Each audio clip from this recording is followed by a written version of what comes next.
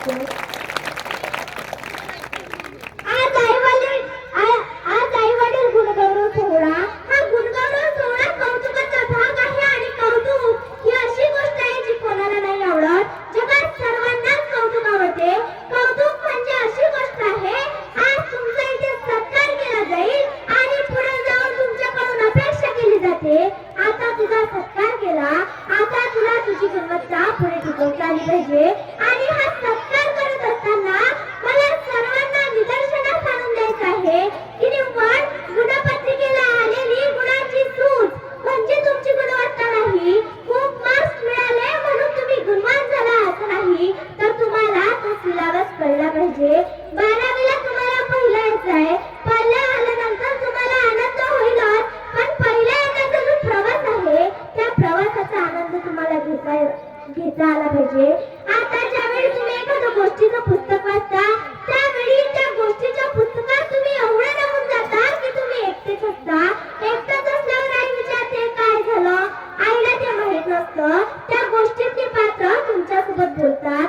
तसंच तुम्ही सिलेबस सोबत एकरूप का होत नाही, विज्ञानातल्या प्रयोगांसोबत एकरूप का होत नाही, गणितातल्या सूत्रांसोबत एकरूप का होत नाही. तुम्ही अभ्यासाकडे औपचारिकता म्हणून पाहता, आनंदाच्या जागा म्हणून आपण या सिलेबसकडे पाहिलं पाहिजे. आणि सगळंच कसं बघितलं, निवड मार्कांसाठीच असेल, भूगोल मार्कांसाठी, इतिहास मार्कांसाठी, समाजशास्त्र मार्कांसाठी, महात्मा फुले 4 मार्काला, शिवाजी महाराज 5 मार्काला, तुकोबांचा अभंग अवघड आहे ऑप्शनला टाका, त्याऐवजी दुसरं काही वाचा. 10वी 12वीची मुलं शिक्षकांना विचारतात, सर यावर्षी मराठीच्या पेपरला ज्ञानदेव पडणार की तुकाराम पडणार? मलाच विचारायला हे पडणार कसे? ज्यांनी महाराष्ट्र उभा केला ते सगळेच कसे मार्कांसाठीच असू शकेल? त्याऐवजी दुसरं काही वाचा. न्यूटन एका सफरचंदाच्या झाडाखाली बसला होता, त्याला सफरचंद खाली पडताना दिसलं. आता न्यूटनने पाहायच्या अगोदर काय सफरचंदाची फळं वर आकाशात जायची? पण न्यूटनला प्रश्न पडला, सफरचंद खालीच का पडलं? अशी कोणती शक्ती आहे पृथ्वीची या फळांना खाली कसते? तेव्हा गुरुत्वाकर्षण काय असतं हे आम्हाला कळलं.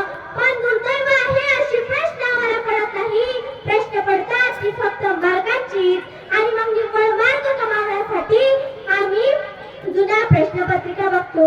शिक्षक आम्हाला आयएमपी प्रश्न देतात, व्हेरी इम्पॉर्टंट, आणि मग तेच वाचायचे, तेही टाइमिंग लावून. निव्वळ मार्कांसाठी धडपड नको, मार्कांच्या पलीकडे जाऊन आपल्याला तो अभ्यास कळला पाहिजे. आता पालक वर्ग आपल्या मुलांना इंग्रजी शाळेत टाकतात, माझी काही हरकत नाही, टाका. जगाची भाषा हे शिकलीच पाहिजे, बोलता आलीच पाहिजे.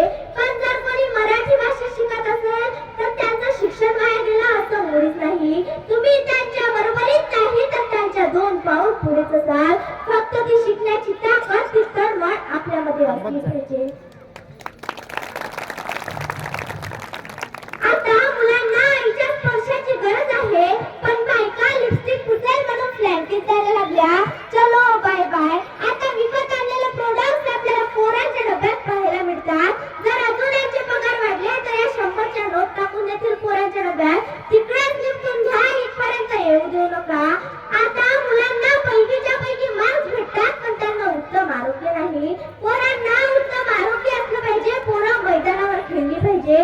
आता कंटिन्यू पोरं मोबाईलवरच असतात. आपण काय शिकतो? भारत माझा देश आहे, सारे भारतीय माझे बांधव आहे. आणि वडिलांच मुलांना सांगतात या मुलासोबत खेळू नको, त्या मुलासोबत खेळू नको. गरिबी श्रीमंती आपण ठरवू शकत नाही, धर्म जात आपण ठरवू शकत नाही. जे पेराल तेच उगवेल. गहू पेरून हरभरा उगवतो का? आपल्या मुलांना सांगा मोबाईल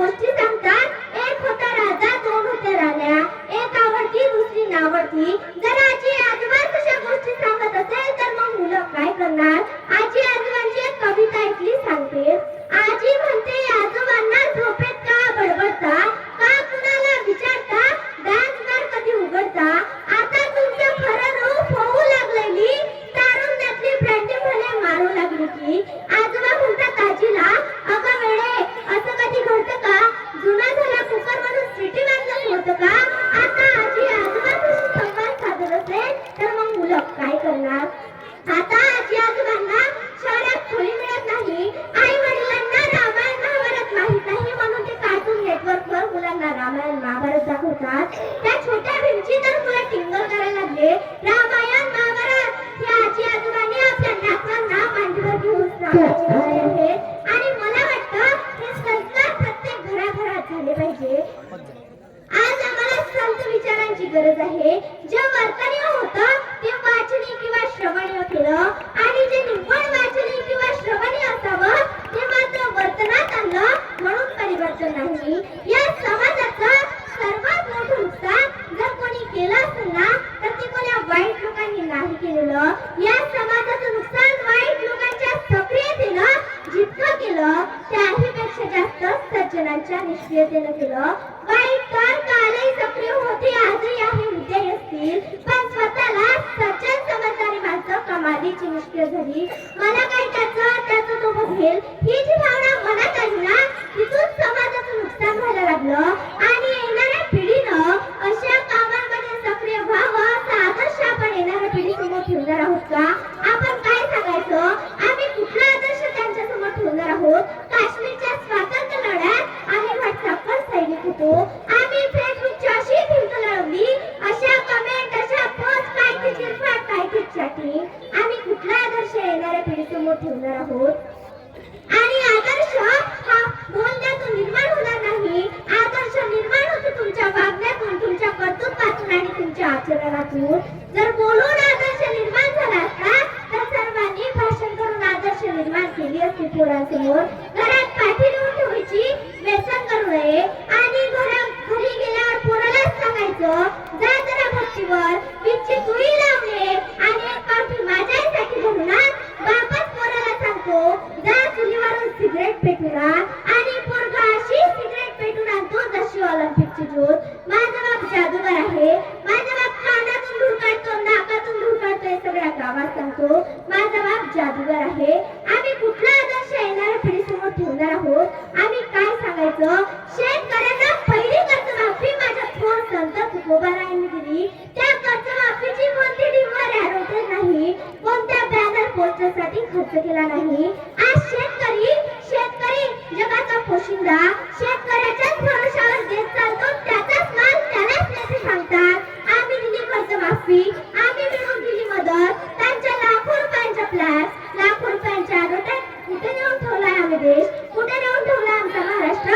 आमच्या नेत्यांच्या तर ठोक्याच्या भाषा सुरू झाल्या. शेतमजुरांचे रक्त पिलं जात आहे म्हणून आज आम्हाला राष्ट्रसंत तुकडोजी महाराज यांच्या ग्रामगीतेची अभंगाची गरज भासत आहे. तुकाराम महाराज म्हणाले होते पुत्र व्हावा ऐसा मुलाच्या का दिलो की झुंडा, परंतु आजच्या युगाचे विचार मात्र वेगळेच आहे. एवढ्या वर्षानंतरही ओरडून सांगावं लागतं आई कशी असावी. याचं जिवंत कीर्तिवंत मूर्तिमंत उदाहरण म्हणजे माँसाहेब जिजाऊ. हल्ली काळ बदललाय, वैदिक काळापासून विश्वासात सार समावलेली आई हा शब्द जन्मदातीला लागू पडायचा. आईची मम्मी, मम्मीचा मम्मा, मम्माचा मॉम कधी झाला हे आमचं आम्हालाच कळलं नाही. पबजीच्या काळात आईचा पदर हरवला आणि नवीन पिढीत बदल झाला. आताची आमची अवस्था काय? ज्या वेळेस माँसाहेबांच्या गर्भात शिवबा राजे कलेने आकार घेत होते त्यावेळेस माँसाहेब जिजाऊ नेमक्या काय करायच्या? आपला पोरगा गोरा पाय जन्माला हवा म्हणून केसर, दूध, काजू बदाम पीत नव्हत्या. ज्ञानाचं बळकट आपल्या राजांना पाजत होत्या, कुणाचा अभिमान बनवत होत्या. माय मावल्यांनो, आपल्या काळात नवीन पद्धती आली. बेड रेस्ट, सासूरवाशीला 1-2 महिने काम करते पण एकदा माहेरी गेली की बेड रेस्ट. सोबतीला अन्नाची वली, फुलता बडी फुले ना अग्निक शिखा तुझ्यात जीव रंगला. माझ्या नवऱ्याची बायको आणि मुलगा मुलगी जन्माला आली की आपल्या मुलीचा डर जिजाऊ सावित्री रमाई नाही तर देवयानी सोनाक्षी आणि मुलाचा डर छत्रपती शिवाजी महाराज, महात्मा फुले, डॉक्टर बाबासाहेब आंबेडकर नाही तर सलमान, शाहरुख, शहीद कपूर. आमची संस्कृती काय, आमची अस्मिता काय, आमची जबाबदारी काय, आमचा वारसा काय? मुलींना गर्भपाताच्या गोळ्या देऊन गर्भातच मानले जाते. हो, बापाला तर मुलगा पाहिजे पण एका स्त्रीलाही मुलगाच पाहिजे. गोळ्या खाऊन मुलीला मारणार स्त्री सुद्धा कारणीभूत आहे. मुलगा कुणाचा दिवा असतो हे शिकवले का थोर संत महापुरुषांनी आम्हाला? मग मुली का हो कुणाच्या पण नाही का होऊ शकत? अशी उमलतील अशी फुले अशा काळात तोडल्यावर सांगा बोलल्यावर आणि कशा जन्माला जिजाऊ सावित्र रमाई या कळ्या बोलल्यावर आपल्या पोरांना सांगा आमच्या महाराष्ट्राचा इतिहास कोणा ऐरागेला लिहिलेला नाही. तो थोर संत थोर महापुरुषांनी लिहिलाय. कोणा मावतीनं म्हणतोय आम्ही महाराष्ट्रातल्या पोरांनी मरावं पण मरणाराही सलाम ठोकला जावा. अशा मावतीनं मरावं. आठवा ते तानाजी, आठवा ते येसाजी, आठवा ते बाजी आणि आठवा ते संभाजी. मुलांवरती पहिला संस्कार हे आईच्या उदरातून होत असतं. आज आम्हाला या मातीत जन्माला आलेल्या ज्ञानोबा तुकोबा चोखोबांनी या मातीला नाही तर संपूर्ण जगाला म्हणून सांगितलं की बाबांनो वागायचं कसं, बोलायचं कसं आणि चालायचं कसं. पण आज याच मातीत जन्माला आलेल्या माणसाला आपल्याला सांगावं लागतं या मातीसाठी गोड्या चिडू नको, या मातीसाठी फासावर जाऊ नको किंवा ही माती घाण करू नको ही सांगायची वेळ आली आहे. देवीला आई समजून जगणारे खूप आहे पण देवी देवतांसारखे आई वडिलांना समजणारे या जगात खूप कमी आहे. बापानं पोरीकडे पाहिलं तरी पोरीला कळायला पाहिजे माझा बाप माझ्यासाठी करतो, मला चुकून चालणार नाही. बापानं पोराच्या पाठीवर थाप मारली तरी पोराला कळायला पाहिजे माझं जे चाललंय ते जरा चुकीचं आहे. बापाच्या फार वेगळ्या अपेक्षा निर्माण करणं पण त्यासाठी किमान ती भाषा किमान तो संवाद आपल्याला येणाऱ्या पिढीसमोर मांडावा लागेल. येणारी पिढी खूप पुढची आहे. जर आपण येणाऱ्या पिढीला वेळ दिला नाही, त्यांच्याशी आपण ते संवेदनशील नातं नाही टिकू शकलो तर ही येणारी पिढी सुद्धा आपल्याला वेळ देणार नाही हे आपण लक्षात घेतलं पाहिजे. दोघं नवरा बायको होते, आयुष्यभर पैसे कमवत बसले पण मुलांना कधी वेळ दिला नाही. दोघंही मुलं डॉक्टर इंजिनियर झाली परदेशात सेटल झाली. आई वडील रोज फोन करायचे तुम्ही तरी भारतात या नाहीतर आम्हाला तरी घेऊन जा. मुलंही आली नाही आणि आई वडिलांनाही नेलं नाही. शेवटी आई गेली. आई गेल्यावर वडिलांनी फोन केला जिवंत होती तोपर्यंत आला नाही. आज तुझी आई गेली, जमलं तर या. दोन मुलांपैकी एक मुलगा आला. आईला अगदी दिली, लगेच परदेशात जायला निघाला. वडिलांनी विचारलं राजा 8 दिवस थांब. ती होती तोपर्यंत तुझे फोटो बघत दिवस काढले. आता घरात बोलायला माणूस उरला नाही, जरा सवय लागेपर्यंत थांबशील.